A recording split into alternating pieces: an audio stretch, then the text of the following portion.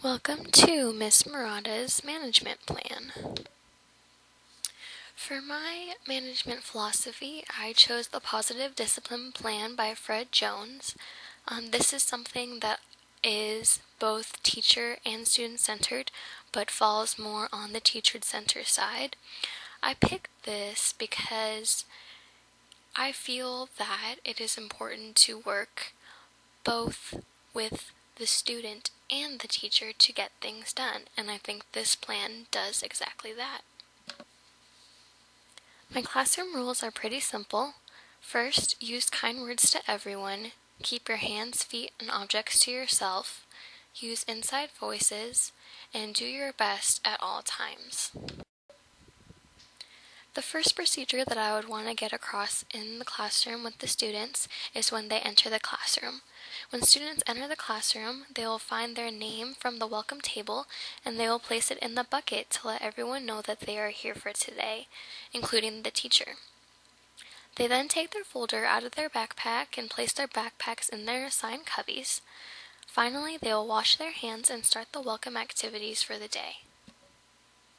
The next procedure is something I would use to get the students' attention every time I need to.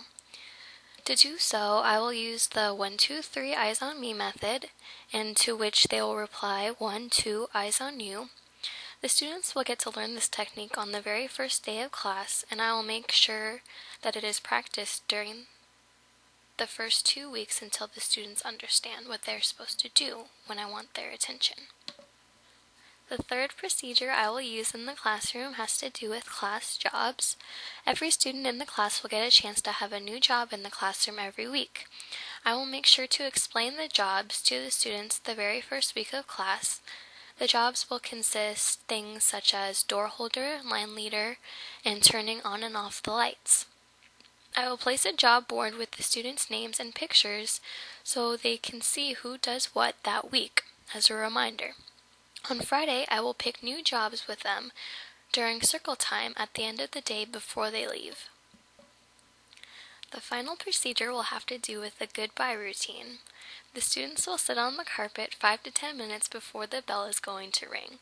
We will sing the goodbye song as a class. The students will learn and practice the song the first couple of weeks of class to get familiar with the song. Then they will get their backpacks and line up at the door. During this time, I will pass out stickers to them while they are in line until the bell rings, and then they leave for the day. To build a community in the classroom, I would start off the year with the Meet the Teacher night. This is a time where I will get to know parents, and I will make sure it's a welcoming environment, and will have snacks and drinks provided for the parents. I will also provide monthly classroom newsletters to let parents know what is going on in the classroom and keep them updated. I will also send out weekly emails, phone calls, and post-its that I can send home with students to let the parents know what happened that day during school. I will make sure to not only report bad behavior, but also let parents know of the good things that their kids are doing in the classroom.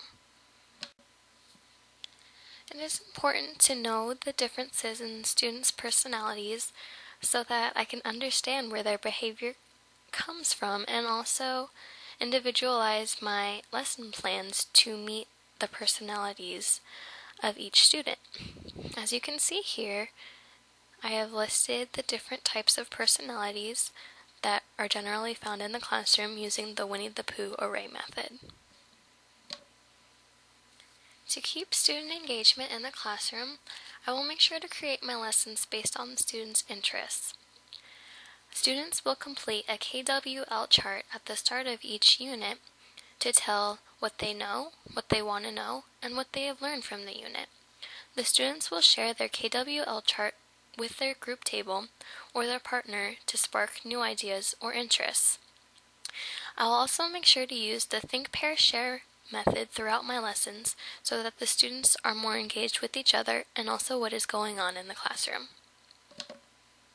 To make sure there is a high rate of success in the classroom, I will pair students up with each other based on their learning levels. That way, they can help each other out when needed or if they have questions that each other can answer. I will make sure to also have frequent concept quizzes.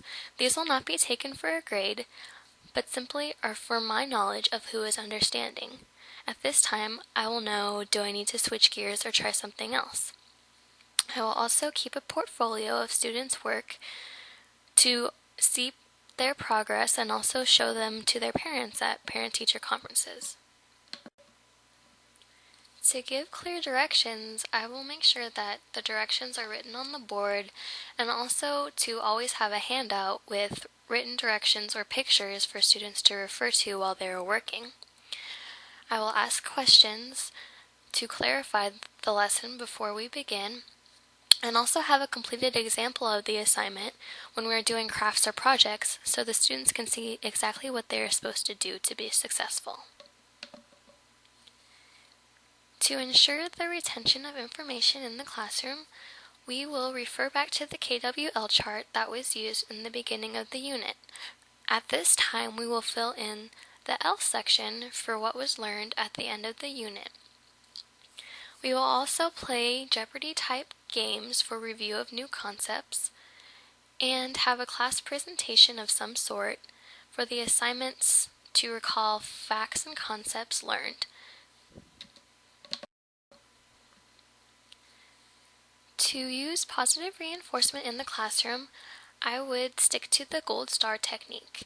To do this, students would get a gold star if they are listening well in groups and following directions. The groups with the most gold stars at the end of the week will get a little token of appreciation from me. These are things such as a sticker, a pencil, an eraser, or something that they can use in the classroom that will help them with their learning. If the students are not interested in acting out in the classroom, it is important for me to have them take a break and work on something else so that they're more focused on their learning and what they're doing.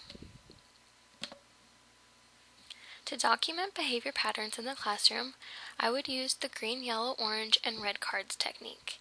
To do this, the students will start off with a green card at the beginning of the day. If they're misbehaving, they get a warning and change their card to yellow. If the behavior continues, the card changes to orange. Finally, the card will change to red if the behavior is not changed and the student continues to misbehave.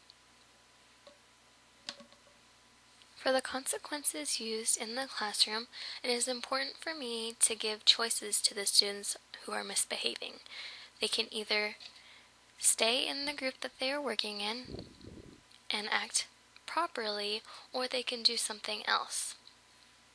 The consequences that I give should not be given with anger or resentment, but they should teach or show the student the correct behavior and what I expect of them.